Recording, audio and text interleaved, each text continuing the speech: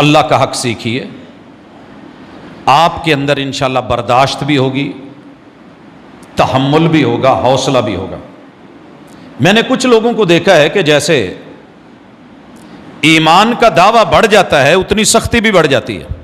ہاں، حقوق العباد میں نرمی رکھنی ہے، حقوق اللہ کے اندر اصول میں، شریعت میں دو ٹوک موقف جو ہے وہ رکھنا، ٹھوس عقیدے پہ قائم رہنا، یہ خود رسول اللہ صلی اللہ علیہ وسلم نے سکھایا۔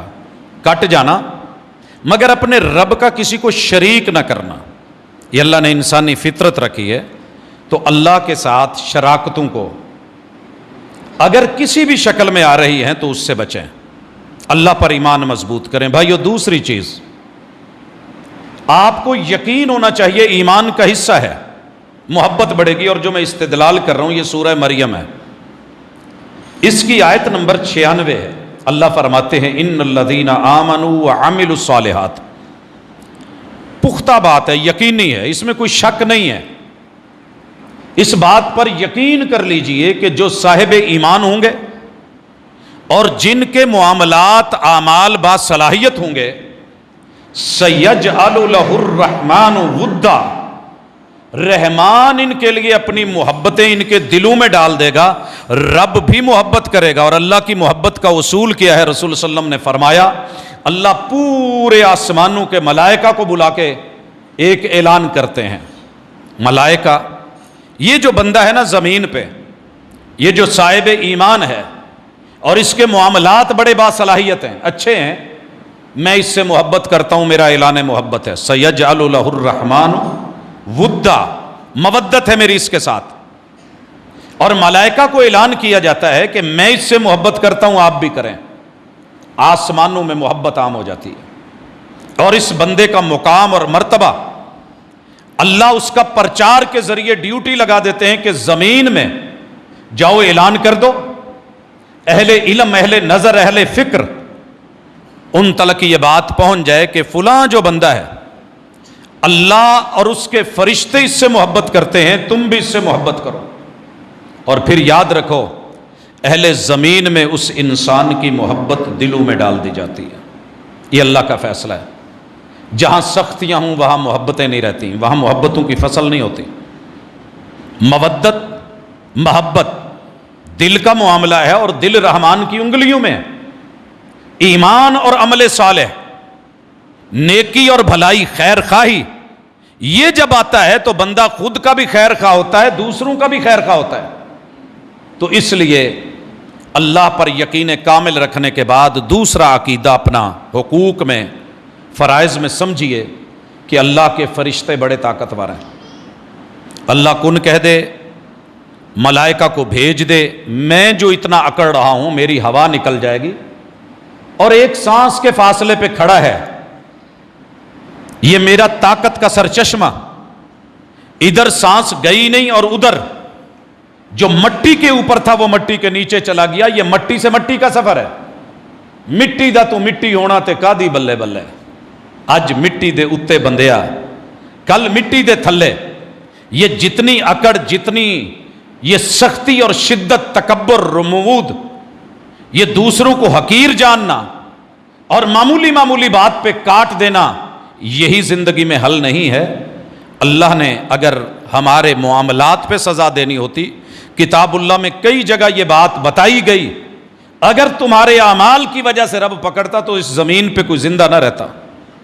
اور یہ آپ بھی جانتے ہیں، میں بھی جانتا ہوں کہ اللہ نے کتنے پردے رکھے ہوئے ہیں۔ تو ملائکہ طاقتور ہیں، سامنے پیچھے دائیں بائیں اوپر نیچے حفاظتوں کے لیے ہیں۔ اللہ نے مختلف ڈیوٹیز لگا رکھی ہیں، اور جو میں ایک مثال دیا کرتا ہوں وہ بڑی واضح ہے۔ اللہ نے آخری پارے میں ایک سورت اتاری، اس سورت میں قیامت کا تذکرہ کیا، اور اس میں یہ بات کہی ہے کہ قیامت کی جب پھونک پھونکی جائے گی سور میں،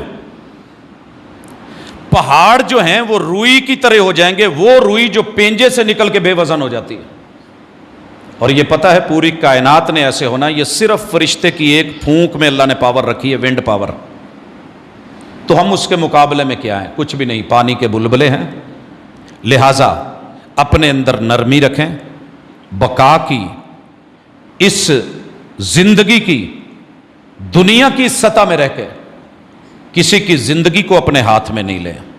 मैं चारों तरफ देख रहा हूं मामूली मामूली बात पे क्या वैल्यू है एक सोने की चूड़ी की, एक कड़े की कि हाथ काट लिया जाए, कान चीर दिए जाएं।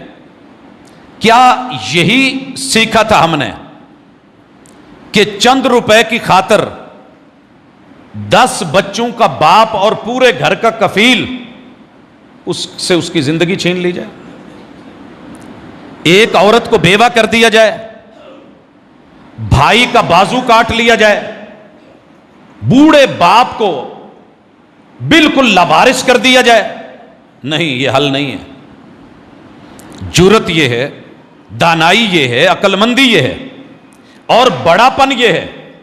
मैंने तो माजी में दुश्मनी के जो मेयार देखे उसमें दुश्मन ही को तो छोड़ा जाता था कि यार ये रहेगा तो हम चलते रहेंगे।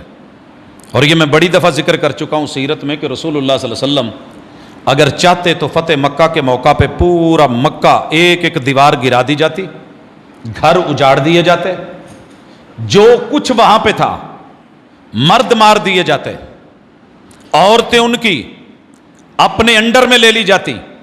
लेकिन पहला ऐलान ही यह हुआ था, लोगों सुनो, जिसने बैतुल्लाह की वजह से मेरी मुखालफत की है, जो अल्लाह के घर में आ जाए उसे कुछ नहीं कहना, और मेरे सबसे बड़े दुश्मन अबू सुफियान के घर जो चला जाए, अबू सुफियान तो दूर की बात, जो उसके घर में भी दाखिल हो जाए उसे कुछ नहीं कहना। और पूरा मक्का दुश्मन था, कहा जो अपने घर में कुंडी लगा ले उसे भी कुछ नहीं कहना।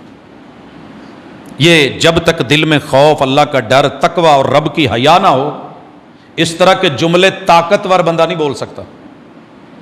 जब ताकत आती है तो उसूल ये है कि उनके माल लूटे जाएं, उनके मर्द मार दिए जाएं, उनकी बच्चियां, जवान औरतें, उनको अपने अंडर लाया जाए, और फिर आगे आप सब जानते हैं कि शबाब हो, शराब हो, कबाब हो, हल्ला गुल्ला हो और जीत का जश्न हो।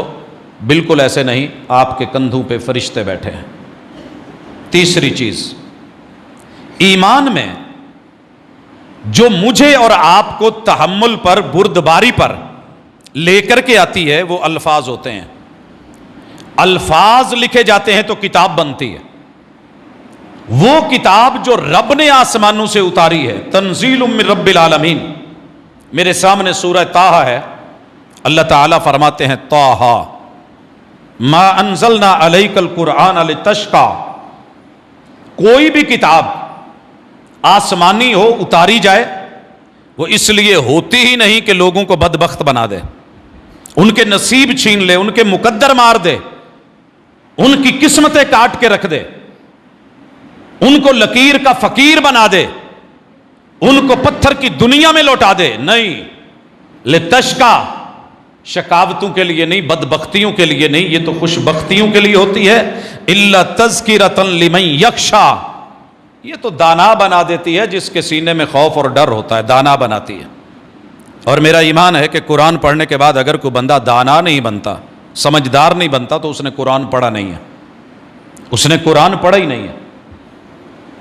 अगर तेल लगाने के बाद भी चेहरे पे खुश्की रहती है तो मैं कहूंगा या तेल ठीक नहीं था या लगाया ठीक नहीं है। तेल से खुश्कियां नहीं रहती। कुरान को हमने उतारा इसलिए, तंजीलम मिम्मन खलकल अर्द वस्समावातिल उला, जिसने जमीनों को बिछाया है और आसमानों की छत को उठाया है, जो इतने बड़े मंसूबों का मालिक है। ये तहरीर भी उसकी है, ये गुफ्तार भी उसकी है, ये कलमे भी उसके हैं, ये लफ्ज भी उसके हैं। और रहमान अलल अर्श इस्तवा, जो बंदा जितना बड़ा होता है उसकी गुफ्तगू की ताकत भी उतनी ज़्यादा होती है और अल्फाज भी उतने मोहतरम और मुकद्दस होते हैं। लहू मा फिस समावाति व मा फिल अर्दि व मा बैनहुमा व मा तहत सरा। लोगों, वो हस्ती है आसमानों में, ज़मीनों में, इनके दरमियान, और ज़मीनों की तहत सरा की पस्तियों में भी जो कुछ है वो उसी का है। और सुनो, व इन तजहर बिल कौली फ इन्नहु यअलमुस सिर्र व अख्फा। तुम छुप के कहो, खामोशी से बोलो, दिल में कहो या ऊंची बोलो, वो सब जानता है। अल्लाहु ला इलाहा इल्ला हु, उसकी शान ये है कि उसका शरीक कोई नहीं। یہ کتاب لفظ ہیں، اور لفظوں کی طاقت کے بارے میں شعراء نے